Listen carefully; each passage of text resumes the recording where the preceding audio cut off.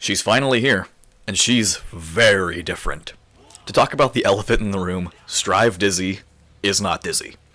If anything, she plays more like plus R Justice, but even that comparison's a bit weak. She got reworked nearly as hard as Testament, but still kept many of her classic tools. Though those tools have been changed to the point that they enable an entirely new playstyle. Dizzy previously was a high-speed all-rounder with the ability to cross up and some light high-low.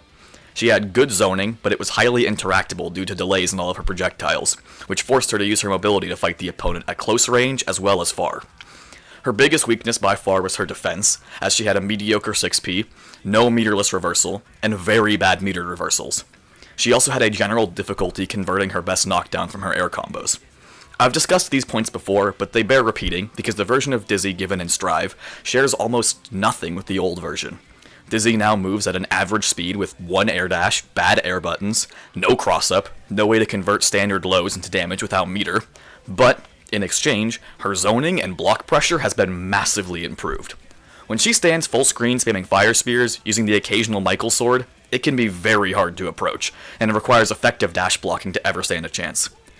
Add in an instant jump dust to cover space, and then a few fish when the opponent's scared to run up, and it becomes a nightmare to ever approach Dizzy. I don't think it's a controversial take to say that Strive did not need more obnoxious zoners, so changing Dizzy's design in this way is a bit of a baffling choice to me, when in all honesty her old character design would have worked just fine in Strive.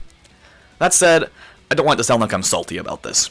This level of change was very clear upon just seeing her trailer, but it's worth discussing due to this being a legacy series. With that out of the way, I want to talk about Dizzy as she is in Strive. How good is she really, and how do I feel about her as an old school Dizzy player? Well, I've done very little but play Dizzy and sleep for the past 2 days just to find the answer to that question. To begin, let's talk about her new playstyle.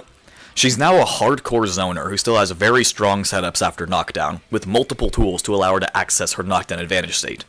In exchange for her lack of mobility, they gave Dizzy stronger block pressure than ever before, with her now plus on block fire spear that at the right spacing can trade with, or even beat many 5-frame mashes, as well as a very effective strike throw game plan.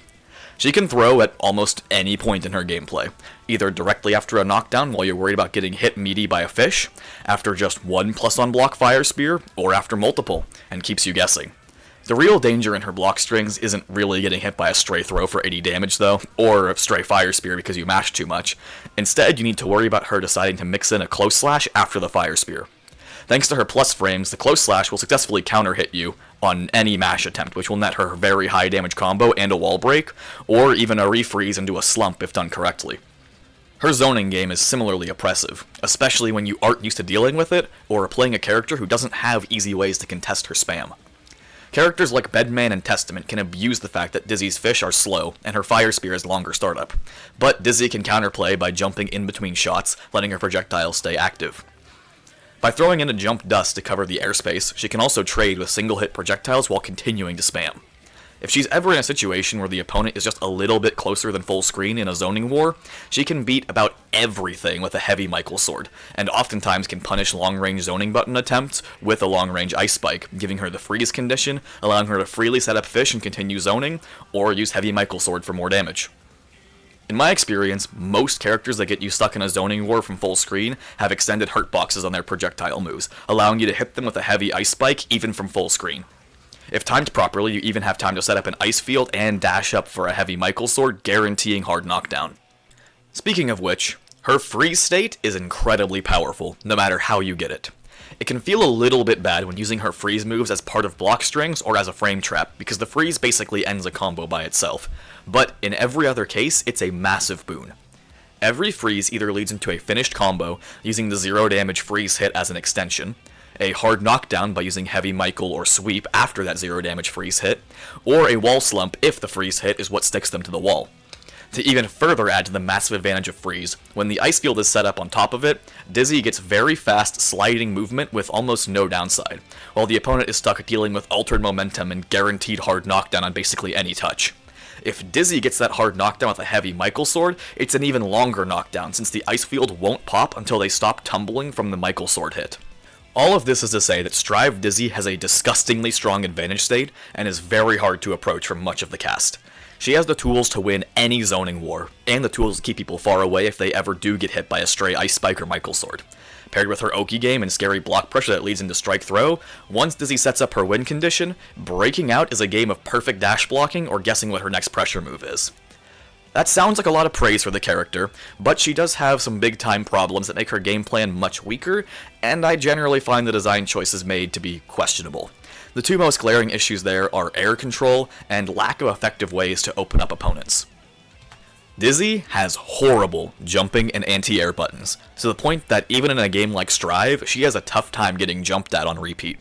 Strive does not generally favor heavy amounts of air dashing and air gameplay due to how strong everyone's 6P is, but Dizzy's is quite bad. It has pretty bad startup, and the hitbox is incredibly small. She doesn't even get the full value of her 6P upper body invulnerability until the hitbox on the move becomes active. Pair that with how low it hits and having almost no horizontal range, and what should be a strong anti-air can barely even hit someone directly above you. Since they changed Dizzy's 2S as well, her only other grounded anti-air options are 2H, which is very slow and susceptible to getting hit, but gives high reward when used properly, and 6H, which has a deceptively high hitbox and can be delayed by charging to catch air dash baits, but at the end of the day, it's still a 6H, and you can very easily get hit out of that. The Ice Spike looks like it should be a functional, hard call-out anti-air, but in my experience, the very tip of the spike doesn't have a hitbox and will often whiff, visually looking like someone air dashes directly through the attack. Her air-to-air options aren't any better. Her jump kick, while reasonably effective, is purely an air-to-ground attack, but unlike other actually good air-to-ground options, it doesn't Gatling into any of her other air buttons aside from Jump Dust, which is either easily punished or gets you no reward on hit. Her jump slash, while looking like a good air-to-air button, is so slow on startup that you lose to a lot of other air-to-air buttons even when you preemptively press. That leaves just her jumping heavy for a useful air button. It's especially good because it has ground bounce properties on airborne counter hit, netting a full combo. But even this is still oftentimes slower than other characters' buttons and is still difficult to jump in with. I found that when fighting Bedman, I couldn't really contest him in the air unless I jumped up and spammed punches. I think they did this to her because in theory the Punch Fish plus the Fire Spear controls a lot of airspace, but there are many cases in which I don't have time to set that up. ArcSys removed the property that the fish used to have where they would soak an attack for you, even if it visually hit both Dizzy and the fish. Meaning that unless you're full screen setting up for free, someone with a good jump in button can hit you and your fish at the same time. The Fire Spear is solid at contesting airspace, but again, has just long enough startup as to not be a reliable anti-air, except the very longest ranges. Dizzy's Jump Dust, as I mentioned a few times, is very active and controls a lot of space, but once again it has low reward on hit. All this compounds to make her incredibly bad, worse than most other characters in my opinion, at dealing with people jumping in and around her, and especially at dealing with cross-ups. But simultaneously, she's one of the best characters in the game at stuffing air-based approaches and game plans from long range. By throwing a fish, a fireball, and a fire spear all into the airspace, people even with fast movement can't really approach from the skies. This shows one problem with accessing the incredibly powerful freeze, in that if she is able to effectively anti-air, that's one of her best ways to get a freeze. But with how lackluster her current buttons are, she risks being punished for trying to deal with anyone who has more than the most stock standard air options. Similarly, her lack of any sort of mix aside from pure strike throw also limits access to the very fun freeze.